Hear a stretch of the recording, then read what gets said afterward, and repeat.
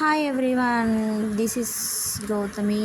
ఈరోజైతే మనం వరంగల్లోని 1000 పిల్లర్ టెంపుల్కి అయితే వెళ్దాము. చూడండి, ముందు వ్యూ అయితే ఇలా ఉంటుంది. లోపలికి వెళ్ళగానే ఇక్కడ 3 లింగాలు అయితే కనిపిస్తాయి. అసలు మనకైతే 1000 పిల్లర్ టెంపుల్స్ అంటే ఒక్కొక్క దగ్గర ఒక్కొక్క టెంపుల్ ఉంటుంది, ఒక్కొక్క పిల్లర్ ఉంటుంది అని అనుకుంటాము. కానీ అది పొరపాటు అండి. ఇక్కడైతే టోటల్లీ డిఫరెంట్.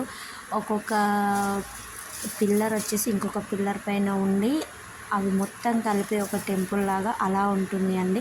సింగిల్ పిల్లర్స్ అయితే ఉండవండి. అలా చూసారా, లోపల అలా ఉంటుందండి.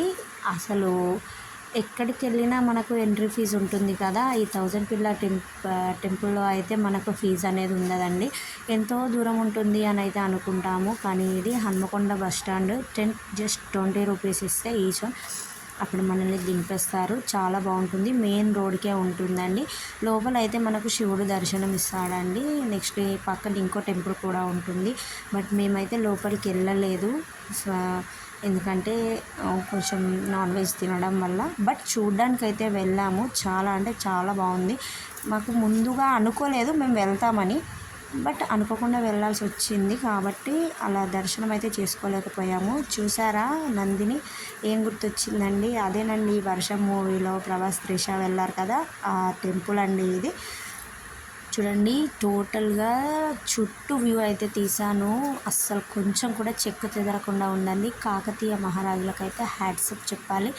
అసలు అలాంటి పురాతన కట్టడాలకు మనం చూడడానికి కూడా అర్హతను కలిగి ఉండాలనుకోవాలి. మాకైతే జస్ట్ 2-3 అవర్స్ ఉంటుందండి కరీంనగర్ నుండి అయితే, జైత్యాల నుండి కూడా. బట్ ఇన్ని రోజుల నుంచి మేమైతే చూడలేకపోయాము. కొంతమంది అయితే విదేశాల నుండి వస్తారు ఇలాంటి మన కట్టడాలను చూడడానికి. వాళ్ళకైతే అసలు ఎలా చూడడానికి తీరుతుందో, కానీ మనకు దగ్గరున్న వాటికైతే మనం చూడడానికి తీరదు. బట్ కొంతమంది అయితే చూడడానికే వస్తారు సపరేట్గా. బట్ నాకైతే ఈరోజైతే తీరిందండి 1000 పిల్లర్ టెంపుల్ అయితే చూడడానికి. మీరు కూడా ఈ వీడియో చూసారంటే ముందుగా నా ఛానల్ని అయితే సబ్స్క్రైబ్ చేయండి. వీడియో నచ్చితే లైక్ చేయండి, షేర్ చేయండి.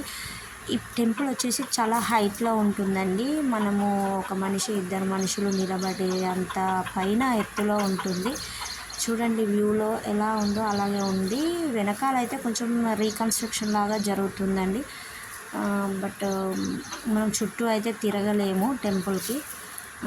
ఇటు సైడ్లో అయితే తిరగచ్చు. దేవుడు ఉన్న దగ్గర అయితే ఇటు సైడ్ టెంపుల్ ఉంటుంది. మధ్యలో నంది ఉంటుందండి. చాలా బాగుంది. అందరూ అయితే రీల్స్ చేసుకుంటున్నారు. సమ్మర్ కదండి, కూల్ వాటర్ ఫెసిలిటీ కూడా పెట్టారు. కాళ్ళు కాలుతాయని అలా కార్పెట్స్ కూడా వేశారండి. చూడండి, అసలు సినిమాలో ఎలా ఉందో అంతకంటే రియల్గా బాగుందండి. ఇది వచ్చేసి కాకతీయుల కాలం నాడు వాళ్ళు వాడిన కోనేరండి. ఇందులో ఇప్పుడైతే తాబేళ్ళు పెంచుతున్నారు. మేబీ నేనైతే అనుకుంటున్నాను ఇక్కడ నుండే టెంపుల్కి వాటర్ ఫెసిలిటీ కూడా ఉందని, ఎందుకంటే అక్కడ బోరు అట్లాంటివి ఉన్నాయన్నమాట. మీరు కూడా ఇదే ఫస్ట్ టైం ఉన్న ఆ వీడియో చూస్తున్నట్టయితే లైక్ చేయండి, షేర్ చేయండి, నా ఛానల్ని సబ్స్క్రైబ్ చేయండి. ఇలాంటి వీడియోస్ కోసము మళ్ళీ నా ఛానల్ని విజిట్ చేయండి. Thanks for watching. ఇలాంటి వీడియోస్ కోసం వెయిట్ చేయండి.